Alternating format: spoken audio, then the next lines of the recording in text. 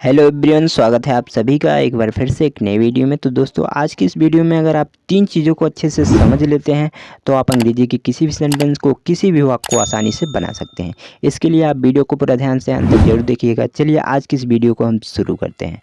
तो सबसे पहली चीज़ जो हमारी है वो है सब्जेक्ट, यानी कि कर्ता। कर्ता मीन्स होता है काम करने वाला।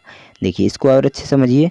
तो कर्ता वह व्यक्ति या वस्तु होता है जिसके द्वारा वाक्य में कोई काम होता है, यानी कि सब्जेक्ट वह व्यक्ति या वस्तु होता है जिसके द्वारा वाक्य में कोई काम किया जाता है। जैसे कि यहाँ पर दिया गया है, राम हो गया, श्याम हो गया, मैं हो गया, तुम, वह, हम आदि, ये सब क्या हैं? सब्जेक्ट हैं। ठीक है, चलिए इसको याद रखिएगा। आगे देखिए एग्जाम्पल और अच्छे समझ जाएंगे कि सब्जेक्ट क्या होता है।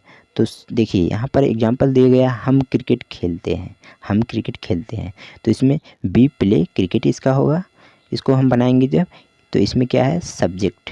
हम क्या है? सब्जेक्ट है। हम क्या है? सब्जेक्ट। सब्जेक्ट यानी कि करता है। हम क्या है? सब्जेक्ट है यानी करता। हम के द्वारा क्या हो रहा है? क्रिकेट खेला जा रहा है, काम हो रहा है। हम के द्वारा ही, सब्जेक्ट के द्वारा ही काम हो रहा है। ठीक है, देखिए इसके बाद क्या बच रहा है यहाँ पर? क्रिकेट। क्रिकेट क्या है? ऑब्जेक्ट है। ऑब्जेक्ट है। ठीक है, इसके बारे में अभी आगे जानेंगे। इसके बाद क्या है? खेलते हैं। खेलते हैं क्या है? वर्ब है। क्या है? वर्ब है। तो इन चीज़ों के बारे में भी हम आगे देखेंगे। चलिए इसके बाद अगला एग्जाम्पल है अंकित। अंकित आगरा जाता है। अंकित इसमें क्या है? सब्जेक्ट है। क्या है? अंकित सब्जेक्ट है। ठीक है, आगरा क्या है? ऑब्जेक्ट है, और जाता है क्या है? वर्ब है। और जाता है क्या है? वर्ब है, और आगरा क्या है? ऑब्जेक्ट है। ठीक है, अंकित गो टू आगरा। अंकित आगरा जाता है। चलिए इसके बाद आगे देखते हैं। दूसरा चीज़ जो है वो है वर्ब। वर्ब यानी कि क्रिया, यानी कि काम। तो वर्ब को और अच्छे देखिए, किसी भी वाक्य में, किसी भी वाक्य में जो काम होता है वही वर्ब कहलाता है, वही क्रिया कहलाता है। किसी भी वाक्य में, किसी भी सेंटेंस में जो काम किया जाता है, जो काम होता है वही वर्ब कहलाता है, वही क्रिया कहलाता है। ठीक है, क्रिया वह शब्द होता है जो यह बताता है कि सब्जेक्ट आखिर क्या कर रहा है, और क्रिया के अंत में हमेशा ना आता है। फिर से देखिए इसको अच्छे से। क्रिया वह शब्द होता है जो यह बताता है कि सब्जेक्ट यानी कर्ता आखिर क्या कर रहा है, और क्रिया के अंत में, वर्ब के अंत में हमेशा क्या आता है? ना आता है। क्या आता है? अंत में ना आता है। ये चीज़ ध्यान रखिएगा। चलिए इसके बाद आगे देखिए, अभी अब और अच्छे समझेंगे। जैसे कि यहाँ पर एग्जाम्पल्स दिया गया है, पढ़ना, लिखना, खेलना, खाना, जाना आदि, ये सब क्या है? वर्ब हैं। सभी के अंत में देखिए आपको दिख रहा होगा कि ना आया है। ना आया है, ना आया हुआ है ना। देखिए जाना, खाना सब में ना आया हुआ अंत में। देखिए वर्ब दो तरह की होती हैं। इसके बाद आगे देखिए कि वर्ब दो तरह की होती है, यानी कि क्रिया दो तरह की होती है। क्रिया दो टाइप की यहाँ पर दिया गया है, दो तरह की होती हैं। पहला है कि मेन वर्ब, यानी कि मुख्य क्रिया, जिसे हम मुख्य क्रिया कहते हैं, मेन वर्ब। और दूसरा है हेल्पिंग वर्ब, यानी कि सहायक क्रिया। ठीक है, चलिए आगे देखिए, याद रखिएगा। यहाँ पर पहला है मेन वर्ब, यानी कि मुख्य क्रिया। तो ये आप ध्यान रखिएगा कि मेन वर्ब यानी मुख्य क्रिया की तीन फॉर्म्स होती हैं। फर्स्ट फॉर्म, वर्ब की फर्स्ट फॉर्म होती है, सेकेंड फॉर्म और थर्ड फॉर्म। मुख्य क्रिया की तीन फॉर्म्स होती हैं। देखिए गो मीन्स क्या होता है? जाना होता है। ये क्या है? गो फर्स्ट फॉर्म है। वर्ब की फर्स्ट फॉर्म गो है। और क्या है? बेंट। बेंट क्या है? सेकेंड फॉर्म है। और गॉन क्या है? थर्ड फॉर्म है। इसके बाद कम। कम मीन्स क्या होता है? आना होता है। ये क्या है? वर्ब की फर्स्ट फॉर्म है। और के मीन्स आना होता है, लेकिन क्या है? वर्ब की, ये भी सेकेंड फॉर्म है। और कम, ये भी थर्ड फॉर्म है वर्ब की। यानी कि वर्ब की first form, second form, third form. इसके ऊपर अगर आप डिटेल वीडियो देखना चाहते हैं तो आप हमारे प्लेलिस्ट में जाइए, वहाँ पर हमने इसके ऊपर दो वीडियो बनाया है। वर्ब की फॉर्म के ऊपर, वर्ब की फॉर्म को कैसे बनाया जाता है, सेकेंड फॉर्म, थर्ड फॉर्म को, इसके ऊपर दो वीडियो बनाया हुआ है। अगर अभी तक आपने उस वीडियो को नहीं देखा है तो आप चैनल की प्लेलिस्ट में जाइए और उस वीडियो को देखिए, जिससे आपको काफ़ी ज़्यादा यूजफुल होगा। ट्रांसलेशन करते समय, टेंस को बनाते समय, किसी भी तरह से अगर आप इंग्लिश सीख रहे हैं तो उसमें काफ़ी ज़्यादा यूजफुल होगा। ठीक है, देखिए सी। सी मीन्स क्या होता है? देखना। सी का सेकेंड फॉर्म स है और थर्ड फॉर्म सीन है। ठीक है, तो याद रखिएगा। चलिए इसके बाद आगे देखते हैं। आगे है हेल्पिंग वर्ब। ये दूसरा क्या है? हेल्पिंग वर्ब यानी सहायक क्रिया। तो सहायक क्रिया में हम क्या रखते हैं? क्या आता है? इज है, आई एम है, आर है, was, were, has, have, had, will, do, does, did, ये सब क्या है? ये सब क्या है? सहायक क्रिया हैं सब। इज, एम, आर हो गया, वाज, वेयर हो गया, has, have, had, will, do, does, did, ये सब क्या है? सहायक क्रिया हैं। जैसे कि इज, एम, आर का प्रयोग ज़्यादातर कहाँ किया जाता है? प्रेजेंट टेंस में, वाज, वेयर का पास्ट टेंस में, इसी तरह से इन सब का प्रयोग किया जाता है, यूज किया जाता है। चलिए आगे देखिए, एग्जाम्पल्स अच्छे से और समझ जाएंगे आप। तो यहाँ पर एग्जाम्पल्स दिए गए हैं एक दो, इनको देखिए। वह बाजार जा रही है, वह बाजार जा रही है। सी इज़ गोइंग टू मार्केट। देखिए वह क्या है इसमें? वह बाजार जाएगी, वह क्या है? वह सब्जेक्ट है। हमने पहले भी बताया कि सब्जेक्ट क्या होता है, तो वह क्या है? सब्जेक्ट है। ठीक है, इसके बाद क्या है? बाजार, बाजार क्या है? बाजार ऑब्जेक्ट है। अभी इसके बारे में आगे बताएंगे आपको। बाजार क्या है? ऑब्जेक्ट है। इसके बाद जा रही है, क्या है? वर्ब है। ठीक है, लेकिन देखिए इंग्लिश में देखिए यहाँ पर सी क्या है? सब्जेक्ट है। ठीक है, सी क्या है? सब्जेक्ट है। सी क्या है? सब्जेक्ट है, यानी कि करता है। इसके बाद इज क्या है? इज क्या है? अभी हमने बताया कि इज के बारे में। तो इज है क्या? हेल्पिंग वर्ब, यानी कि सहायक क्रिया। सहायक क्रिया क्या है?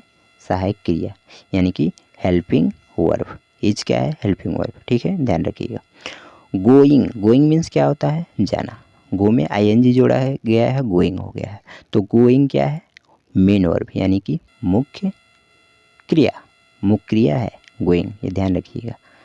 Main verb, main verb. ठीक है, चलिए इसके बाद आगे देखिए, टू प्रीपोजिशन है। इसके बाद है मार्केट, यानी मार्केट क्या है? ऑब्जेक्ट। ऑब्जेक्ट यानी कर्ता, कर्म है, कारक है, विषय वस्तु है, कारक है। ठीक है, तो इसके बारे में अभी आगे बताएंगे। देखिए अगला सेंटेंस, तुम अंग्रेजी पढ़ रहे हो, यू आर रीडिंग इंग्लिश। तो यू क्या है? इसमें सब्जेक्ट है। देखिए यू क्या है? इसमें सब्जेक्ट है। ठीक है, यू क्या है? सब्जेक्ट यानी करता है। आर क्या है? सहायक क्रिया। क्या है? सहायक क्रिया, यानी कि हेल्पिंग वर्ब है, ध्यान रखिएगा, हेल्पिंग वर्ब है। ठीक है, आर। रीडिंग, रीडिंग मीन्स क्या होता है? पढ़ना। रीड में आईएनजी जोड़ा गया है, रीडिंग हो गया है। तो रीडिंग मीन्स पढ़ना होता है। रीडिंग क्या है? मुख्य क्रिया। क्या है? मुख्य क्रिया, यानी कि मेन वर्ब है रीडिंग इसमें, am be, main verb. English क्या है? ऑब्जेक्ट है। इसके बारे में अभी आपको नहीं बताया गया है, इसके बाद आगे बताते हैं इसके बारे में। ऑब्जेक्ट यानी कर्म, कारक या विषय वस्तु। ठीक है, तो आप समझ गए होंगे, उम्मीद करते हैं कि वर्ब क्या होती है, सब्जेक्ट क्या होता है। अभी हमने देखा कि सब्जेक्ट और वर्ब के बारे में। चलिए आगे बढ़ते हैं हम, इसके बाद ऑब्जेक्ट के बारे में देखते हैं कि ऑब्जेक्ट क्या होता है। देखिए तीसरा चीज़ जो है ऑब्जेक्ट। ऑब्जेक्ट यानी कर्म, विषय वस्तु या कारक जिसे आप कहते हैं। तो इसके अच्छे से देखिए, ऑब्जेक्ट वह वस्तु है जिसके ऊपर सब्जेक्ट के काम का प्रभाव सीधे पड़ता है। यानी कि सब्जेक्ट जो है, यानी कर्ता जो है, उसके काम का प्रभाव किस पे पड़ता है? सीधे ऑब्जेक्ट पर, कर्म पर, विषय वस्तु पर, कारक पर। ठीक है, इसके काम का प्रभाव ऑब्जेक्ट पर सीधे पड़ता है, सब्जेक्ट के। ठीक है, ये ध्यान रखिएगा। यह ज़्यादातर वाक्य में वर्ब की बात आता है। यह यानी कौन? ऑब्जेक्ट। ऑब्जेक्ट ज़्यादातर वाक्य में किसके बाद आता है? वर्ब के बाद। किसके बाद? यानी कि वर्ब के बाद तुरंत बाद क्या आता है? ऑब्जेक्ट आता है। ठीक है, ध्यान रखिएगा। जैसे टेबल हो गया, घर हो गया, स्कूल हो गया, इंग्लिश हो गया, ईटीसी, ये सब क्या है? ऑब्जेक्ट है, कर्म है। ठीक है, चलिए आगे देखिए, एग्जाम्पल्स भी अच्छे से और समझ जाएंगे आप। तो पहला एग्जाम्पल यहाँ पर, राम स्कूल जाता है। राम स्कूल जाता है, राम गो टू स्कूल। इसमें क्या है?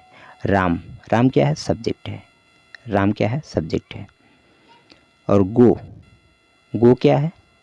वर्ब है, मेन वर्ब है। ठीक है, क्या है? मेन वर्ब है या वर्ब कहते हैं। तो और टू क्या है? प्रीपोजिशन है, याद ध्यान रखिएगा, और इसके बारे में अलग से बताएंगे, प्रीपोजिशन की वीडियो बनाएंगे। स्कूल क्या है? इसमें ऑब्जेक्ट है। इसमें स्कूल क्या है? ऑब्जेक्ट है। ऑब्जेक्ट है यानी कि कर्म है, विषय वस्तु है या कारक है। ठीक है, देखिए एक चीज़ और देखिएगा कि अगर हम इस तरह से देखेंगे तो सबसे पहले सब्जेक्ट आता है हिंदी में, राम।